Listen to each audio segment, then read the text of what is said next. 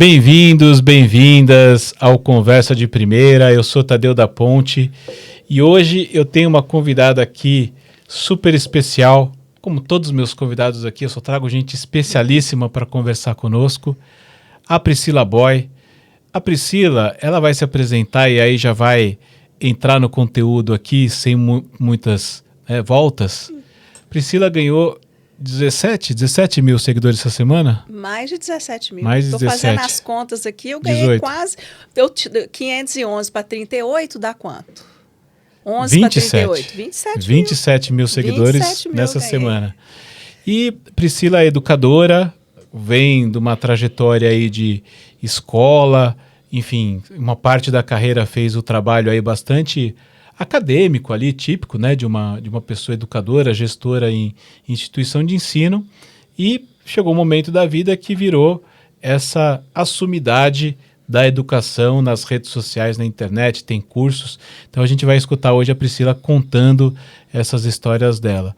Então, Priscila, conta aí, como é que começou, né, a sua presença digital, a sua presença nas redes sociais, por onde começou essa história? Bom, eu queria agradecer, né, o convite para estar aqui, para esse bate-papo, para esse diálogo. Eu gosto muito de conversar com boa mineira, né? Todo bom mineiro gosta de bater papo. Deixa eu contextualizar minha carreira, para você entender a minha entrada nas redes, como se dá. Eu começo a minha carreira com 18 anos de idade, com 16 anos, quando eu era uma normalista, fiz normal.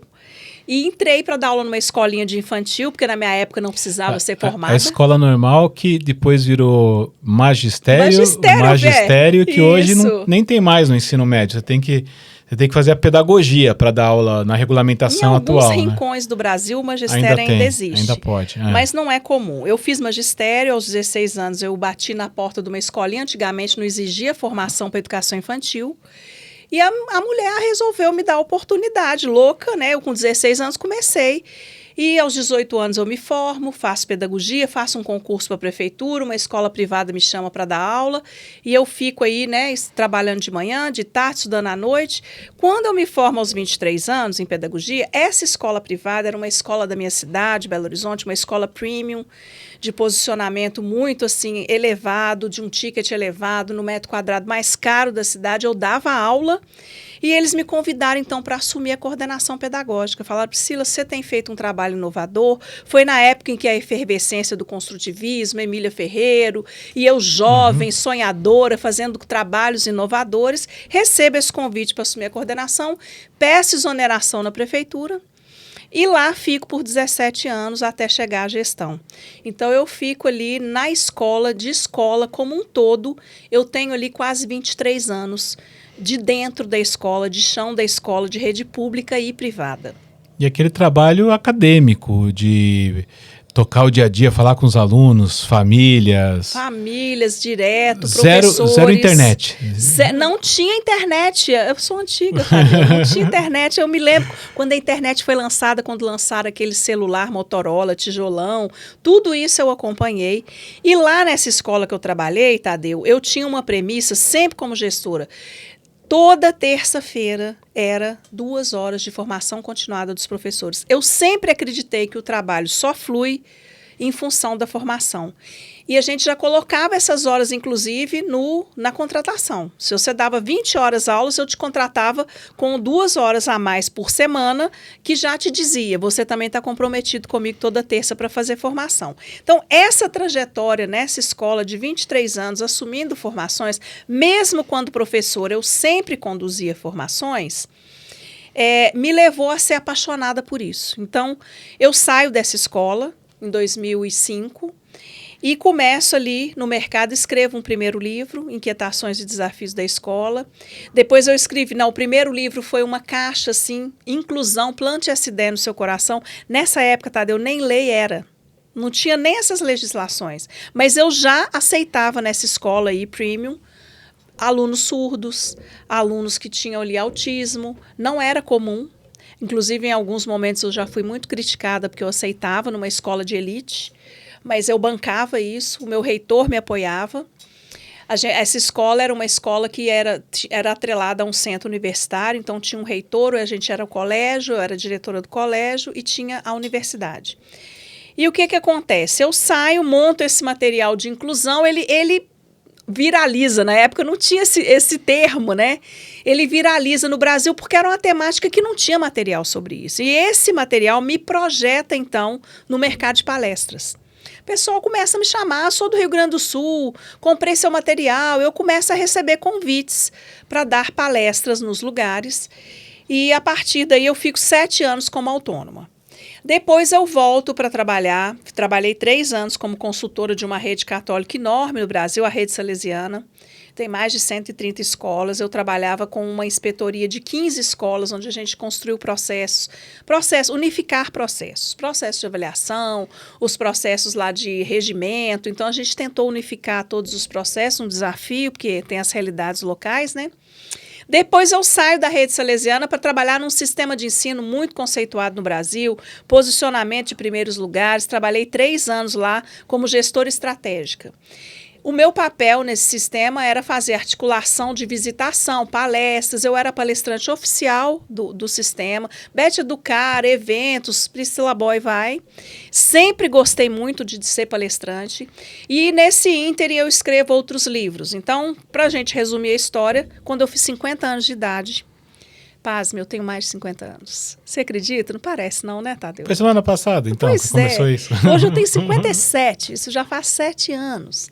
Então, quando eu faço 50 anos, Tadeu, eu pedi demissão nesse sistema de ensino. Eu chego lá e falo, olha, não é isso que eu quero fazer, não estou satisfeita, vou montar a minha empresa. E saio. Saio assim do nada, não nada planejado, eu estava insatisfeita com alguns processos internos, percebi que não mudaria e saio com a cara e a coragem e monto a Priscila Boy Consultoria, que hoje é a minha empresa, tem 7 anos, e a gente faz formação de professores, a gente tem cursos, e aí nesse período que eu saio nessa transição, quando eu estava ainda no sistema, eu tinha uma rede social forte no Facebook. O Instagram ainda não era forte, eu ainda não tinha perfil lá, o Facebook era forte. E eu tinha uma presença digital forte. Eu criei um blog, que ele existe até hoje. Então, eu tinha presença forte no blog, eu produzia artigos para o blog e no Facebook. E aí eu monto minha conta no Instagram. O Instagram nasce como um compartilhamento de fotos, como uma rede de relacionamento social, e depois ele vira o que é hoje, né? Que não é mais uma rede só de relacionamento. O Instagram é a maior vitrine de vendas hoje do Brasil, seguida do TikTok, que já alcançou o Instagram. Então eu entro para o Instagram e vou lentamente no Instagram, sem saber nada, sem saber algoritmo, não postando ali com estratégia nenhuma, só com minha presença ali. E começa a pegar gosto, aí eu chego a 22 mil seguidores lá no Instagram. Quando eu atingo essa marca, Tadeu, o Instagram era uma grande vitrine para o meu trabalho. Eu postava lá minhas palestras, as pessoas me viam, era por lá, me contratavam. Alguém fez uma denúncia anônima do meu Instagram. E o Instagram derrubou minha conta. Foi naquela época do período eleitoral, Lula e Bolsonaro concorrendo, né? O Instagram estava derrubando muita conta por causa de política. Mas ele derrubava num dia e voltava no outro. Então, eu nunca falei de política no meu Instagram, não é a minha linha editorial. Derrubou a minha conta, eu falei, bom, deve ser mais uma limpa dessas aí política, amanhã meu Instagram vai voltar. E deu amanhã, deu depois de amanhã, e eles te dão 30 dias para recorrer. Eu recorri, o Instagram, eu falei, se eu quero saber, você violou as políticas. Eu falei, eu nunca violei política nenhuma do Instagram. Que são conteúdos imorais, conteúdos racistas, homofóbicos, preconceituosos, conteúdos, né, de grupos, né, de terrorismo. Tem toda uma política lá. Eu falei, nunca violei política nenhuma. E o Instagram responde assim, o seu Instagram recebeu uma denúncia, nós analisamos que você não está apta para usar o Instagram. Essa decisão é definitiva. Tadeu, na hora que eu li aquilo, eu falei, eu não estou apta. Aquilo foi um soco no estômago. Eu falei, gente, eu sou uma educadora, eu sou uma consultora. Como assim eu não estou apta? Isso depõe até contra a minha imagem. E isso foi em outubro, Tadeu, sendo que outubro é o período de contratação para as jornadas de janeiro e fevereiro. O que aconteceu? Fiquei sem Instagram, fiquei no limbo lá, não tinha construído outras formas de relacionamento, só tinha o Facebook, que já estava em queda na época. Hoje o Facebook está em ascensão de novo, mas não estava. E eu fui, o que eu fiz? Eu entrei na justiça. Falei, eu não posso perder minha conta é minha vitrine, as pessoas me acham por lá. Resumindo a história, entrei na justiça, o Instagram teve que restabelecer minha conta e eu pedi ao advogado para solicitar que ele me mostrasse qual o motivo da derrubada da conta, porque eu queria saber. Porque eles se negaram a me falar. E eles não colocaram o motivo. Foi uma denúncia de que seu conteúdo continha pornografia infantil e pedofilia. Eu falei, o que é isso, gente? Tanto que eu ganhei indenização do Facebook. Eu entrei com um pedido de dano moral, porque eu falei, eu sou uma educadora e, de repente, alguém acessa isso, derrubou a conta da Priscila. Não, e uma educadora especializada em inclusão. Não, presta atenção. Como que pode, né, uma suposição de que você vai fazer coisas relacionadas a outro lado. E aí a Meta teve que colocar que foi uma denúncia anônima, ou seja, alguém injustamente, para me prejudicar, fez uma denúncia e a minha rede caiu. E aí, Tadeu, Mas só uma pausa nesse ponto. Isso é meio inevitável e meio comum, né? Na medida que a pessoa começa a ganhar muitos seguidores, começa a ganhar muita expressão, vai ter os haters também, e haters tem doido de tudo que é tipo. Então Verdade. É meio inevitável, né, que aconteça. E tem as pessoas que também se incomodam com o sucesso, inveja. Tem competição desleal. Já era hater antes, só não falava, né? E aí pela rede social a pessoa se esconde e vai lá e faz. Sei, Tadeu, que eu fiquei muito impactada com isso e fiquei muito desanimada. Porque eu produzia muito conteúdo, eu era muito animada, sempre gostei de rede social. Eu fiquei super desanimada, super abatida com isso. E aí, teve um dia que eu assisti um cara aí, um especialista em oratória, e ele falou que um dia ele foi num podcast, alguém fez um corte do podcast, o corte dele viralizou e ele ganhou 1 milhão de seguidores. Aí eu virei e falei assim, gente, a única forma de eu voltar a crescer meu Instagram, porque meu Instagram ficou 3 meses fora do ar, Tadeu, eu postava, ninguém curtia, sabe assim, distribuição zero, porque até se retomar, né? Ele deu uma esfriada. Deu, né? Total. Aí eu falei, aí teve um dia, eu sou cristã, eu sempre gosto de pedir a Deus, de orar muito. Fui pro meu quarto, ajoelhei e falei, Deus, o Senhor é o Deus da justiça. Alguém denunciou o meu Instagram injustamente. Então, a única forma de eu retomar o engajamento do meu Instagram é algum vídeo meu viralizar. Então, eu quero te pedir, faz algum vídeo meu viralizar. Isso foi um dia. Passaram-se 2 dias, Tadeu, tinha uma coisa que estava incomodando muitos professores, que era a questão do piso salarial. O piso salarial começou a ser discutido lá no governo Bolsonaro. O Bolsonaro falou que tem que dar 38% para equalizar as perdas. E os municípios falaram, tá louco? Não cabe no orçamento. 38% eu não tenho. Aí, enquanto discutia eu não tenho, o Lula ganha a eleição. E eles falam, Lula, agora você que é o presidente, como é que fica a questão do piso? Qual vai ser o índice? Aí o Lula fala assim, vai ser 13. Aí fica o seguinte, mas lá no governo anterior já tinha falado que era de 38, os municípios já estão em débito com o cumprimento, agora você fala que é 13, a gente obedece quem? Aí os municípios entraram na justiça para a justiça resolver. Nós vamos obedecer o Bolsonaro ou nós vamos obedecer o Lula? Aí, nesse período, os professores ficaram sem piso, não ganharam correção, não ganharam nada. O salário deles estava super defasado. E sai, nesse dia, eu faço a oração num dia, no outro dia sai a decisão judicial. Os municípios perderam. O índice é devido, vai ter que pagar. Aí, eu pego, despretensiosamente, Tadeu, pego essa informação, ponho um blazer assim, um blazer igual esse, só que azul. Falei, não, vou pôr um blazer assim, mais com cara de advogada. E vou fazer um vídeo, que é um vídeo de lei. Coloquei o blazer e falei, gente, eu tenho uma ótima notícia para vocês. O piso salarial foi aprovado, agora é lei, não se pode pagar menos. Esse vídeo meu bateu 1.700.000 views. Eu ganhei 100 mil seguidores com esse vídeo. Eu dormi, na hora que eu acordei, Tadeu, sabe aqueles contador de programa que é minutos? A minha rede social ficava assim, ó, de 22, 30 mil, 35 mil, 40 mil. Quando veio, chegou a 100 mil e tantos, 122 mil seguidores. Eu falei, gente, eu não tô acreditando. Aí, isso foi num dia. Passou o segundo dia, uma menina veio, porque o meu Instagram, ele é feito de responder perguntas. O meu posicionamento eu respondo perguntas sobre educação. Então, o povo manda muitas perguntas no direct. A menina vem e fala assim, Priscila, eu queria te fazer uma pergunta. Eu sou auxiliar de educação infantil. Auxiliar ganha igual professor? Aí eu vou lá e faço pesquiso na internet e acho uma decisão judicial. O pessoal da creche da USP entrou na justiça, as auxiliares, pedindo equiparação salarial, alegando que agora com a BNCC, educar e cuidar é a mesma coisa. Então, quando eu estou limpando ali o bumbum de uma criança, aquilo é pedagógico, porque uma criança não pode aprender se ela estiver suja. Então, cuidar e educar ficou no mesmo patamar. E aí elas entraram na justiça pedindo equiparação salarial e ganharam. Aí a decisão foi assim, o juiz entende que cuidar e educar é da mesma natureza, pedagógica. Se é da mesma natureza, elas prestam o mesmo serviço. Aí ele deu o ganho de causa para as cuidadoras da USP. Aí eu viro e falo assim, gente, as cuidadoras da USP ganharam e isso só vale para a USP, mas abriu jurisprudência. Agora você pode basear nessa decisão do juiz. Ah, Tadeu, esse vídeo bateu 1 milhão.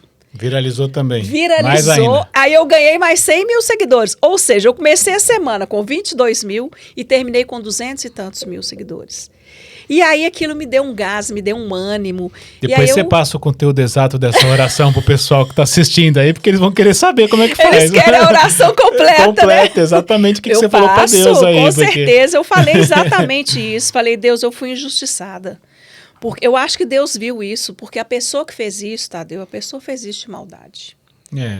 Existe má fé sempre. Entendeu? Né? Então eu chego a 220 mil e aí eu começo então a entender que eu preciso fazer uma linha editorial que seja sobre o outro, porque as pessoas produzem para si mesmas. As pessoas produzem conteúdo. Eu acho isso legal.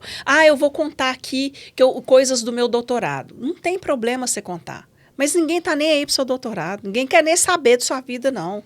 Gente, eu dei uma sumida aqui porque eu tava 3 dias aqui fazendo uma prova da faculdade. Gente, você é a Beyoncé.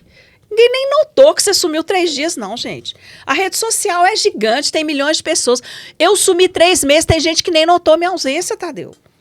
Então, as pessoas, às vezes, produzem conteúdo para o ego, produzem conteúdo para se mostrar, produzem conteúdo baseado no que elas acham que é interessante, que às vezes não interessa para o outro. Então, eu acredito que eu aprendi essa lição aí com essas 2 perguntas. Eram dores da minha audiência, dores que chegaram para mim, muitas perguntas sobre o salário, muitas. A gente tem que aprender a filtrar a dor do outro. Eu acho que tem 2 pontos bem interessantes, né, para a gente ir fatiando aí essa lógica, né, de como que você faz para viralizar. Acho que no que você falou tem 2 pontos muito interessantes. Primeiro, e é até uma das abordagens estratégicas, né, que eu coloco quando o pessoal me pergunta coisa de IA. IA pode me ajudar a fazer isso? E eu digo, bom, depende. O quanto você entende disso que você está falando? Porque se você tiver uma coisa que você não domina e tem alto impacto, como a IA generativa, ela cria umas coisas, cuidado. Você não sabe direito o que ela está gerando e o impacto é alto. Agora, se você sabe uma coisa, você domina ela, essa coisa, né? Você quer produzir sobre algo que você domina e o impacto é baixo, usa a IA. Para depois você ir para as coisas que você domina e o impacto é mais alto. E acho que aqui é a mesma história. Quer dizer, você se preparou ao longo da sua carreira em, primeiro, ensino, né? Então você conheceu profundamente aluno, aí depois você se desenvolveu muito em formação, gestão e formação, né? Gestão da equipe e formação, contato com professores, contato com colegas gestores, contato com famílias. Então, assim, dá para produzir conteúdo para redes sociais para eu viralizar? Depende, você domina o assunto? É uma coisa que você domina? Eu acho que é um bom primeiro passo, né? Ter experiência, saber do que está falando. E aí eu acho que, claro, isso não basta, é o que você falou, né? Uma pessoa que estuda um doutorado em alguma coisa, domina muito aquele assunto, pode ser interesse zero das outras pessoas. E aí a gente está colocando uma segunda. Então, primeiro, dominar muito o assunto. Segundo, esse exercício de realmente, né? Empatia às vezes é uma palavra muito vaga para uma coisa que é bem específica. Realmente você entender o que o outro quer. O que a pessoa que está te perguntando quer realmente saber, né? Porque muitas vezes eu também vejo a pessoa pergunta uma coisa que recebe resposta sobre outra. Parece que é ignorada a pergunta dela, né? A pessoa não sabe ou a pergunta é crítica, Então, assim, vamos explorar um pouquinho mais esse ponto. O que é essa empatia, esse entrar realmente na perspectiva do outro e, claro, aportar a sua experiência, a sua dedicação, capacidade de pesquisar, mas assim, como que é esse olhar para o outro? Como que você se coloca no lugar desses professores, desses educadores, para realmente conseguir dar esse passo? Tá, vamos lá. Hoje, a minha linha editorial, ela é 100% feita pelo meu seguidor. As pessoas, às vezes, falam, não, dá muito trabalho a rede social, porque eu tenho que sentar, fazer uma linha editorial, eu tenho que programar os posts, eu tenho que fazer os temas, eu tenho que fazer um calendário, gravar. Isso realmente absorve um tempo absurdo. Só que eu não tenho esse trabalho, porque quem faz a minha linha editorial é o meu seguidor. É o primeiro ponto. PIA, vamos falar de... Então, entre elaborar e criar, criar e curadoria, você é muito mais curadora dessa rede, dessa linha editorial. Se você for na biografia do meu Instagram, que na biografia a gente sempre deve colocar o que a gente é com clareza, você vai encontrar lá, respondo perguntas sobre educação. E eu agora me posicionei educação especial inclusiva porque 80% das perguntas que eu recebo hoje são sobre inclusão. É a grande dor da escola hoje, porque é lei, é obrigatório e ninguém está dando conta desses meninos dentro da escola. Nós temos uma legislação hoje extremamente irresponsável, uma legislação que não traz clareza, obriga os meninos na escola, não fala nenhuma coisa que a família tem que fazer.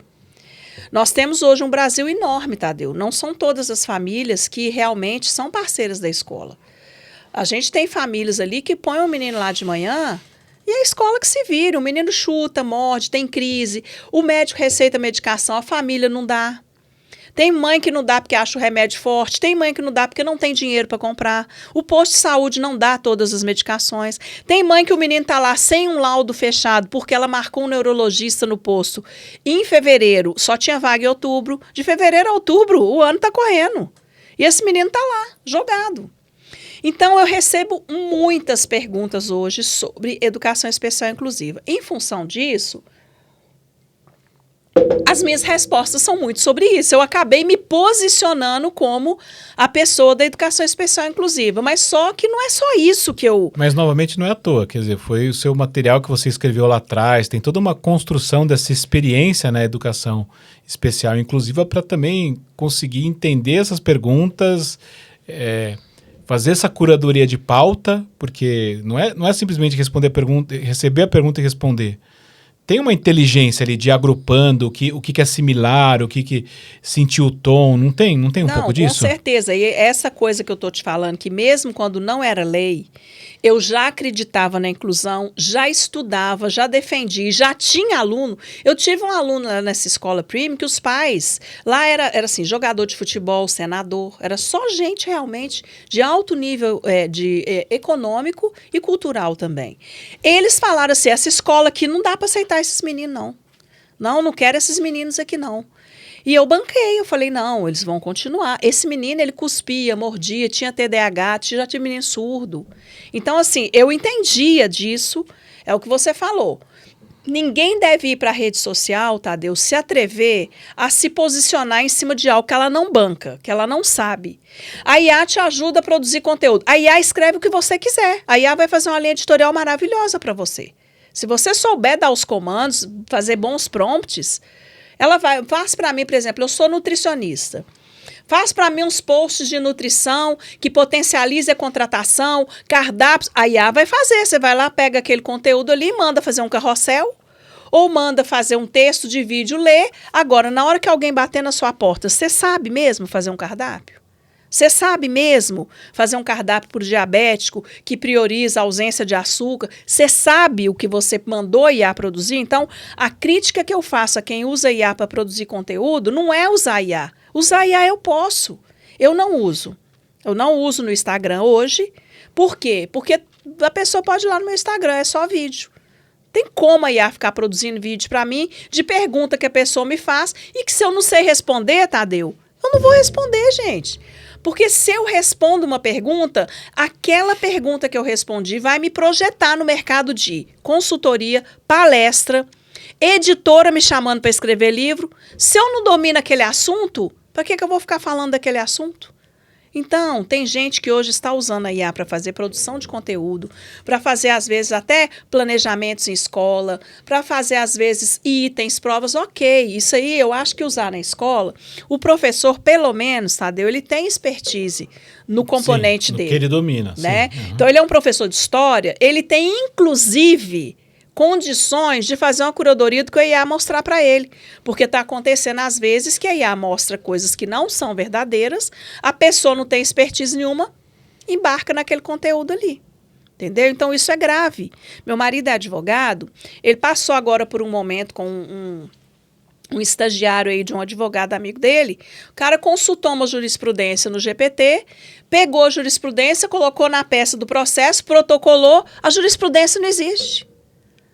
Quando meu marido falou, gente de Deus, o doutor fulano lá tá passando. Aí ele me falou, o que eu faço, Jair? Como meu marido é uma pessoa que tem 30 anos de advocacia, mestre em direito, professor universitário de direito, ele sabe tudo. Meu marido sabe tudo de direito. Ele falou, faz agora uma retificação, protocola pro juiz, pede desculpa, porque se o cara ler isso aqui, isso vai dar um problema para você. É melhor já falar, né? Exatamente. Erramos, assumimos, corrigimos. Aí, o que acontece? Isso foi um grande alerta, sabe, Tadeu? De que a IA hoje virou oráculo.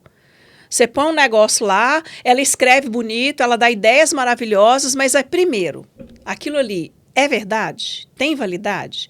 Segundo, aquilo ali conecta com quem é você? Você é uma pessoa que entende tudo de avaliação.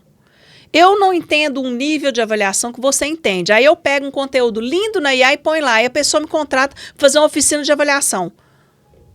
Ué, Tadeu, você acha que eu vou performar igual você? Não vou. Aí eu acho que tem um terceiro ponto que você está entrando na nossa conversa que eu acho que é muito interessante também, né, nessa visão e nessa explicação de como a Priscila Boy se tornou essa entidade digital Priscila Boy também, né? Primeiro, como a gente falou, assim, você tem que ter experiência naquilo que você está atuando. Você tem que conhecer, conhecimento, experiência, mais do que nunca é importante. Segundo, como a gente falou antes, essa capacidade de se colocar no lugar da sua audiência, essa capacidade de enxergar com os olhos de quem está ali te seguindo, de quem está se conectando e tudo mais. E esse comentário que você fez, então não adianta eu fazer com IA, que a IA vai fazer um negócio superficialmente bonito, mas não representa o que eu sou, porque depois vão me chamar para uma palestra e tal. Isso chama atenção para um aspecto que eu acho que é bem relevante, assim, não é o Instagram pelo Instagram. Tudo isso aí é um ecossistema de oportunidades, né? Eu acho que precisa ter uma visão sistêmica, então você vai para o Instagram porque o Instagram pode gerar uma comunidade que você pode ter produto, você pode receber um convite, você pode fazer conexões, você pode fazer palestra. Então, assim, eu queria que você abordasse né, como que você enxerga com essa visão mais sistêmica, esse, vamos chamar assim, ecossistema de oportunidades que existem em torno, né, de redes sociais, em torno de todas as possibilidades que se abrem nessas abordagens. Tadeu, a internet é a rua mais movimentada do mundo. Então, são milhões de pessoas que passam pela internet. As pessoas hoje, elas olham o Instagram, elas olham o TikTok, elas olham o YouTube, cada uma gosta de uma rede, né? Tem gente em tudo quanto é rede. O campeão ainda é o YouTube, né? Mas o Instagram e o TikTok estão colando em relação à busca. O TikTok hoje, 64% da geração Z não busca mais informação no YouTube, busca no TikTok. O TikTok Shop hoje já passou a Amazon em vendas nos Estados Unidos. Passou a Sephora, que é uma empresa de cosméticos que sempre foi líder de venda. O TikTok Shop já passou a Sephora em 2 anos de atuação. Então, as coisas estão acontecendo de forma muito acelerada. Por que eu falo que a internet é a rua mais movimentada? Todo profissional hoje, que quer se mostrar para o mercado, que quer vender seu produto, seja ele produto físico, seja serviço, ou que quer vender a sua imagem, a sua marca pessoal, ou que quer também fazer o seu propósito de vida circular. Tem gente que tem um propósito, eu quero ajudar os jovens. Tem gente que tem um propósito, eu quero ajudar as mulheres que sofrem abuso. A sua mensagem ela vai chegar em muito mais gente se você estiver na internet. Mas a pessoa quer se posicionar, ela quer marcar uma posição, né? Exatamente. É válido também, né? É válido. Então, assim, a rede social hoje, são várias que nós temos, ela serve como uma vitrine. Você é o que você mostra na rede social. Eu sou um excelente... Outro dia eu fui fazer uma consultoria numa escola, o cara falou assim, Priscila, eu sou um excelente professor, tenho consciência disso, amo dar aula, mas eu não tenho rede social. E outro dia os alunos falaram, ô professor, você não tem rede social não, não sei o quê, não sei o quê. Ele falou assim, você acha que isso pode me prejudicar? Eu virei para ele e falei assim, olha, prejudicar não.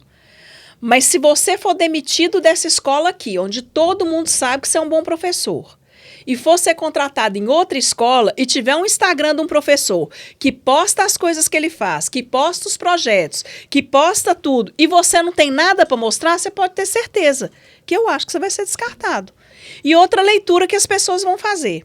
Ué, gente, esse cara deve ser muito antissocial, porque o cara não tem uma rede social nenhuma. Porque não é normal, assim, não é assim, comum você ter rede social em tudo quanto é lugar, igual eu. Sou maluca, eu tenho 11 redes sociais. 11, entendeu? Agora eu fiz mais uma, eu tô com 12. Não é comum, né? Mas não é comum você não tá em nada. No século XXI, você não tá em rede social nenhuma. Você vai ser lido como uma pessoa o quê? Não tem alguma coisa para esconder. Essa pessoa não quer se mostrar. E o LinkedIn? O LinkedIn é a rede social hoje que está mais crescendo aqui no Brasil. O LinkedIn é fortíssimo, é uma rede social poderosíssima, é uma inclusive rede profissional. Em educação, né? Não, a rede social, o LinkedIn surge como uma rede de busca de empregos, mas ela vira uma rede de vitrine profissional. Você se mostra no LinkedIn. O LinkedIn você tem que ter estratégia. Uma característica do LinkedIn que o povo às vezes desanima, Tadeu, porque é o seguinte, nós temos os usuários do LinkedIn hoje, somente 5% das pessoas que estão no LinkedIn é que produz conteúdo. A maioria das pessoas que está no LinkedIn, ela está lá só para ficar olhando, bisbilhotando a vida dos outros. Ela está lá para stalkear alguém. Ela está lá para ver o que a empresa está falando, o que a empresa X está colocando de vaga, o que o fulano está falando lá, que é CEO da empresa tal, de programa, se lá é melhor para trabalhar. Ele está lá para ficar stalkeando, ele não produz. Então, o LinkedIn é um oceano azul. Quem dominar o jogo do LinkedIn vai dominar tudo. Eu entrei pro LinkedIn, agora eu estou turbinando. Faz 2 semanas que eu estou turbinando meu LinkedIn, jogando o jogo ali do LinkedIn. Eu pasmei hoje, na hora que eu fui olhar meu Analytics.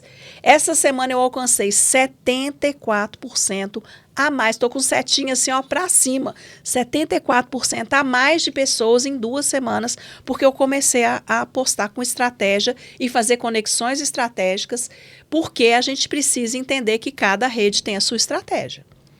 E o LinkedIn, as pessoas devem ficar tranquilas pelo seguinte, gente, o LinkedIn é uma rede que todos os gestores estratégicos, os CEOs, os grandes nomes, os grandes contratantes estão no LinkedIn. Eles estão lá. Às vezes não posta nada, às vezes você entra no LinkedIn de um CEO, ele nunca fez uma postagem, Tadeu? O LinkedIn do cara é assim, lisinho, mas você pode ter certeza que ele está olhando tudo. Ele está olhando todo mundo. Então, no LinkedIn não é comum muita curtida. Não é interessante viralizar no LinkedIn. Tem gente que quer viralizar. Gente, eu quero falar uma coisa com vocês. Like não paga conta, não, gente. O povo fica querendo, eu tenho 1000 likes, tá? E daí, você teve quantos contratos com esses likes? Quem que te contratou? Eu prefiro ter 0 likes e 3 contratos por semana do que ter 1 milhão de views e não ter nenhum contrato. As pessoas precisam de parar de ficar focada em métricas de vaidade. Isso são métricas de vaidade. O LinkedIn, eu vejo muita gente usar assim, eu mesmo utilizo, né?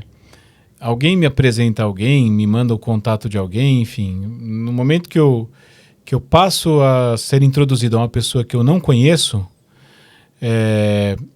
a primeira coisa que eu faço é ver o que é a pessoa no LinkedIn, o que ela faz, de onde ela vem, qual é a instituição dela. É um cartão de visita, né? É um cartão de visita. Antes o Lattes, é o Lattes antigo. No mínimo, a clareza do que... Você pode não postar nada, mas acho que no mínimo uma clareza. Ó, eu sou Tadeu da Ponte, eu faço isso e aquilo, me dedico a isso. Essa é a quanta gente que eu vejo no LinkedIn que eu sei que não está mais, 5 anos, a pessoa já não está mais numa instituição e ela continua ali como, né, o emprego atual dela. Não já atualiza, sei que ela está em outra. Né? Não atualiza o LinkedIn. Então, mesmo que não poste, acho que a questão da clareza é o mínimo, é o baseline do LinkedIn, né, Priscila? Não, é o seguinte, o LinkedIn tem partes, né? Tem um banner, tem uma foto, tem as suas formações e tem o sobre. O sobre, Então é o seguinte, a primeira coisa que você tem que fazer no seu LinkedIn, a primeira é o banner, porque a pessoa entra, o que ela vê primeiro, Tadeu? Só falta o banner. Ela vê o banner ali. Então lá no banner você tem que ter ali, no meu banner eu tenho lá, Priscila Boy, educar é sobre pessoas, que é, assim, uma frase que eu acredito numa educação que humaniza, que transforma. Então, eu coloco aquela frase, já sei que a Priscila é uma educadora humanizada. Coloco ali meu e-mail, meu contato e coloco meu site. A pessoa vai no meu site tem minha vida. Meu site tem meus livros, meu site tem contrate uma palestra, meus cursos, meu site tem tudo sobre mim. Então, eu até oriento as pessoas a não construírem a terreno alugado. LinkedIn, Instagram, TikTok, YouTube é terreno alugado, não é seu. Se você não tem um site, você está correndo risco. Eles não derrubaram meu Instagram? O Instagram te derruba a hora que ele quiser. O Instagram mostra sua conta ou não se ele quiser. O algoritmo muda todo mês, você está trabalhando em função de uma coisa do algoritmo, ele vai lá e muda. Fora que você só consegue colocar lá o que a plataforma deixa, né? Os campos que ela tem, enfim. Se não tem campo para o conteúdo que você quer fazer, não vai ser no LinkedIn, no Instagram, que você vai conseguir colocar aquele conteúdo. Exatamente. Né? O LinkedIn é o seguinte, você tem que colocar assim, o que você quer que apareça de sua formação? Geralmente aparece 2. Eu estudei em Harvard, eu estudei na FGV, eu estudei no INSPER, põe isso lá primeiro. Apareceu uma formação lá, beleza, sólida, Universidade Federal, sei lá, o que você tiver de melhor tem que aparecer primeiro. Embaixo do seu nome ali, você coloca o que você é, que problema que você resolve. Eu coloco lá, diretora da Priscila Boy Consultoria, consultora educacional, no sobre, aí você vai falar dos seus resultados. Tem gente que sobre começa. Eu estudei não sei aonde, eu fiz isso, eu fiz aquilo. A pessoa fala de si, quem quer saber de sua vida, Tadeu? A pessoa quer saber o que você faz, qual o problema que você resolve e os resultados que você dá. Então lá você vai falar, eu sou Priscila Boy, sou diretora da Priscila Boy Consultoria, que trabalha com formação, tendo capacitado tantas pessoas, trazendo tais temas, ao longo dos anos, fez isso, fez aquilo, ou seja, não é isso que eu estou procurando. A pessoa no sobre, às vezes ela acha que é sobre ela, não é sobre ela, é sobre o que ela entrega. Porque o recrutador está ali para entender o que você vai entregar. Quer saber quem que você é, não. Sou pai de 2 filhos lindos, e daí? E o que você tem a ver? Então, são equívocos. A pessoa que quer vender o peixe mostra a foto do pescador, da vara, do anzol, tudo menos o peixe. Tudo bem, pai de 2 filhos lindos, ok, ele é afetivo, a família é importante, mas o que isso tem a ver para uma contratação de uma formação? Então, não fica gastando o seu tempo com isso. Você pode pôr isso no final. Ou, sabe, lá no finalzinho, para você humanizar um pouco. Mas não tem gente que fala, sou pai... Outro dia eu fui dar uma mentoria para um rapaz. Pai, esposo, jogador de vôlei. Eu falei, tá, eu vou te contratar para você fazer o quê? Pra você jogar vôlei, trocar fralda? A pessoa tem que ter o quê? Um bom senso, gente. Ali é uma rede social de contratação. Mas eu acho assim, eu acho que é até legal esse ponto, porque muitas vezes a pessoa, ela pensa assim, eu quero mostrar o meu lado assim, humano, eu quero me mostrar que eu sou humanizado, né? Posicionamento como um posicionamento humanizado, digamos assim, né? A pessoa colocar essas características pessoais, filho, família e tal. Mas tem outras maneiras de fazer, né, Priscila? Tem, por exemplo, você pode colocar lá que você é por exemplo, eu sou diretora da Priscila Boy Consultoria, com foco em formação de professores, a minha empresa trabalha para transformar as pessoas através da educação, essa percepção foi visível para mim quando eu fui mãe, quando eu vi meus filhos me transformando, eu posso introduzir na minha narrativa a minha maternidade, isso vai ficar implícito ali, a maternidade é importante. mas os resultados dela não estão em torno da maternidade. Então você E tem que não é a saber... primeira coisa, então não é a primeira coisa, não é o cartão de visita, sua mãe, né? Qual narrativa que você vai querer colocar ali, entendeu? Você tem que ter cuidado com isso, porque hoje ainda tem que ter um cuidado redobrado, porque hoje, gente, todas as redes sociais estão indexando o SEO, né, o SEO, com o Google. As suas legendas dos seus vídeos, tudo que você escreve, vai parar no Google. Então, o que você escreve... Eu não era muito de pôr legenda grande nos meus vídeos, não. Agora eu já estou incrementando a minha legenda. Por quê? Outro dia eu fiz um teste, Tadeu. Coloquei um vídeo meu lá sobre um decreto que saiu essa semana. E na legenda eu coloquei, hoje eu estou falando sobre o decreto tal, e eu estou dando a minha posição sobre isso e tal. Coloquei uma coisa mais autoral, destaquei o decreto, depois eu fui lá no Google buscar o decreto tal. Meu vídeo apareceu na busca. Você acredita que meu vídeo apareceu? Indexou melhor. Então, você hoje tem que preocupar também. Você fica falando, sou pai jogador de vôlei. Ué, quando a pessoa buscar um jogador de vôlei, você vai aparecer. Quando buscar um consultor, claro que você não vai aparecer. O difícil é que depois vou buscar lá do vôlei e vai aparecer o Bernardinho e não você, né? Então também, assim, que seara você quer competir, né? O pior é você aparecer ele. Se quiser contratar ele para jogar vôlei, né? Será que ele vai dar conta, né, de jogar? E eu tenho também blog. Eu tenho um blog, Tadeu. O que eu faço hoje? Hoje meu blog tá meio às moscas, mas eu fui ontem revisitar meu blog. Gente, o blog parado, ele teve 2.000 e tantos views essa semana. Parado, eu não posto. Por quê, gente? Porque esse é o ecossistema, né? O conteúdo mais perene da internet é o YouTube, é mega perene. Você posta um vídeo, daqui a um ano ainda tem gente curtindo seu vídeo. Se o SEO pegar ele, então, acabou. Ele já recomenda você para todo mundo. E eu faço blog justamente para o Google pegar minhas coisas. Aí, no blog, no LinkedIn, eu uso IA. De que forma? Eu gosto de escrever, eu sou escritora, né? Eu tenho 16 livros publicados. 8 infantis e os outros são livros de adultos. Livros de educação todos. Um para famílias, sobre educação de filhos. Então, eu não tenho dificuldade de escrever, que é uma barreira para muitas pessoas. Tem gente que tem barreira com vídeo, eu tenho zero. Eu adoro falação, eu faço vídeo muito facilmente. Inclusive, eu prefiro do que escrever, é muito mais rápido. E eu tenho zero dificuldade de escrever, tá, Deus? Se você me pedir para escrever uma coisa que eu sei, eu já redijo um texto aqui rapidinho. Então, eu sempre gosto de colocar a minha identidade, meu DNA, porque eu tenho uma linguagem própria. Eu tenho algumas expressões que eu uso, a minha audiência já sabe. Lá no Instagram eu tenho uma expressão quando eu compro uma roupa nova, uma bolsa, ou eu vou numa festa, a minha expressão é eu tô um nojo. Gente, eu tô um nojo com meu anel novo. Então essa expressão eu tô um nojo é minha. Tem outra que eu falo quando vem uma lei ou vem uma pergunta que a mãe tá exigindo isso e não tá na lei, e tem outras pessoas que eu falo, gente, agora lascou. Então lascou é como as pessoas usam aí um palavrãozinho, né, que começa com F. O meu é lascou. Então, são expressões que eu tenho. E a minha forma de escrita, Tadeu, eu escrevo de forma muito informal. Tanto que, uma vez, olha para você ver, eu vou te contar uma história curiosa. Teve um pessoal aí que me contratou para escrever um artigo numa revista acadêmica. Aí, esse pessoal me contratou, eu escrevi um texto longo de 4 páginas. Eles me pagaram por um artigo. Ah, nós temos verba para pagar um artigo. Ok, mandei o artigo. Eles viraram para mim, porque o pessoal da linha editorial que leu gostou demais, achou que tem muita informação importante, eles desmembraram seu artigo em 2. Tem problema? Porque nós pagamos só 1 e desmembraram em 2. Eu falei, não tem problema, inclusive vai publicar em 2 revistas diferentes, né? Então eu queria que você lesse o que o cara desmembrou. Tadeu, na hora que eu fui ler o artigo, o cara... Ele transformou o texto da Priscila Boy num texto assim, de uma pessoa de doutorado, de um meio acadêmico da USP. Cheio de citação, cheio de palavras difíceis. Ele pegou o meu texto e reescreveu. Eu falei assim, olha, esse texto não é da Priscila Boy. Eu tenho uma identidade de escrita.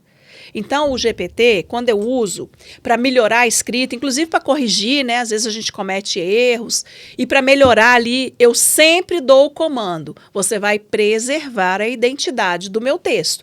Então, eu não considero que o GPT produza o meu conteúdo. Ele melhora, burila, modela. Mas a ideia e a escrita é minha. E aí, com esse pessoal, para fechar aqui a história, né, que eu acho que o nosso podcast está caminhando aqui para o fim, Eu falei com ele assim, olha, desse jeito que tá, eu não autorizo publicar, esse texto não é meu, as pessoas vão olhar e vai falar assim, a Priscila agora deu para usar IA para escrever o texto. Porque é claro que quem me acompanha no blog, quem acompanha minhas postagens, sabe que esse texto não é meu.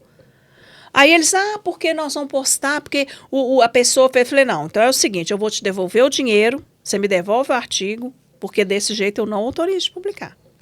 E aí, no fim das contas, ele respeitou o meu texto. Falei, pode fracionar em 2, mas não vai mexer, não vai mexer na minha identidade. Aí entramos num acordo lá, e a menina, a gerente lá, pediu 1000 desculpas, que nem sabia que o pessoal tinha feito isso, que isso é uma falta de respeito, enfim, entrou até numa dimensão ética.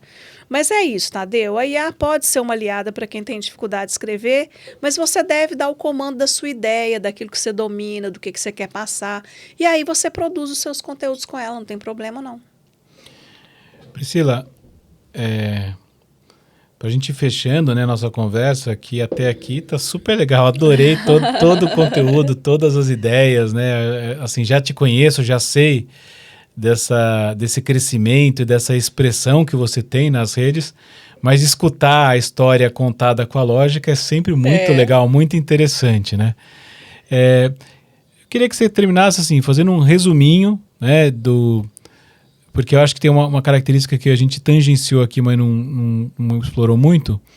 Você fez tudo isso organicamente, né? Praticamente zero impulsionamento, essas coisas. Então acho que é legal comentar isso, como que a inteligência sistêmica que você colocou nisso te levou a esse crescimento orgânico e no final deixar uma mensagem, enfim, algumas dicas aí para quem for, né? Como você disse, né? O YouTube, isso aqui vai para o YouTube, é perene, isso. Então isso aqui vai ser escutado por pessoas aí no futuro. Então quais são as suas mensagens aí para a nossa audiência no futuro? Tá, então a gente está falando de futuro, a gente tem algumas coisas para abordar. Primeiro eu vou falar do recorte que a gente fez do posicionamento nas redes, né? Você colocou aí, as minhas redes são 100% orgânicas, eu não ponho tráfego, não tenho nada contra quem coloca. Tem gente que precisa de colocar um tráfego para poder pegar tração, né? Eu peguei tração através de vídeos viralizados. A partir do momento que meus vídeos viralizaram, meu Instagram pegou tração e eu também sou uma pessoa que eu escuto muito, eu observo muito. Então, eu recebo hoje, tá? Deu uma média de 150, 180, às vezes 200 mensagens no direct por dia. Ou seja, eu tenho um insumo de conteúdo gigante. E eu vou lendo ali as recorrências. Então, eu acho que a primeira coisa para você se posicionar no digital, primeiro, é você identificar que imagem que você quer passar, quem que você quer ser. Você vai ser na rede social o que você quiser. Eu quero ser palestrante, eu quero ser consultora, eu quero ser professora. Eu sou professora, mas eu aspiro a ser diretora. Se você quer chegar na gestão, você tem que mostrar esse posicionamento aí de conteúdo. Então, em primeiro lugar, identificar quem você é, quem você quer ser, que imagem você quer passar, ter paciência. Rede social é um jogo de paciência. Se for no orgânico, é paciência. Eu não sei explicar por que o meu Instagram cresce só no orgânico. Eu não ponho tráfego para crescer. Hoje eu só ponho tráfego pago nos meus cursos, eu tenho cursos virtuais. Quando eu vou vender os cursos, quando eu vou fazer lançamentos, eu ponho tráfego naquele produto, mas para crescimento eu não coloco em lugar nenhum. E encontrei aí realmente a dor das pessoas. Como que você encontra a dor das pessoas? Com escuta. Tem gente que não é bom de escutar. Escute as pessoas, escute o que elas estão te pedindo. E se posicione ali de forma estratégica. E falando de futuro, eu acho que educador não pode sentar no banquinho da queixa. Às vezes a gente senta no banquinho da queixa. Tá difícil. Minha rede não cresce. Os alunos estão difíceis. Tá, e senta no banquinho da acomodação. Porque eu sou professor, eu sempre fiz assim, e eu sou ótimo professor, e eu dou resultado. Mas o mundo mudou, o aluno mudou. A chegada da IA está mudando a relação entre professor, aluno, escola, conteúdo, conhecimento, produção, avaliação. Então, eu acho que o professor, o educador, as pessoas que estão nos assistindo, ele tem que entender que ele não pode parar no tempo. O mundo hoje é das redes, as redes são a vitrine do mundo, o mundo hoje é da IA. A IA chegou para ficar, isso não é modismo. Então, você precisa entender que você tem que se abrir e entender o que você quer de posicionamento, o que você quer pegar para estudar, se aprofundar naquilo e seguir. E aí é só partir para o abraço, é sucesso com certeza. Sucesso com certeza. Com certeza. Perfeito, Priscila. Muito obrigado pelo papo. Novamente adorei, escutar toda essa trajetória e deixo aqui a gratidão também para a nossa audiência, quem nos acompanhou aqui no futuro, né, como a gente disse. Deixo aqui o nosso abraço. Tchau, tchau.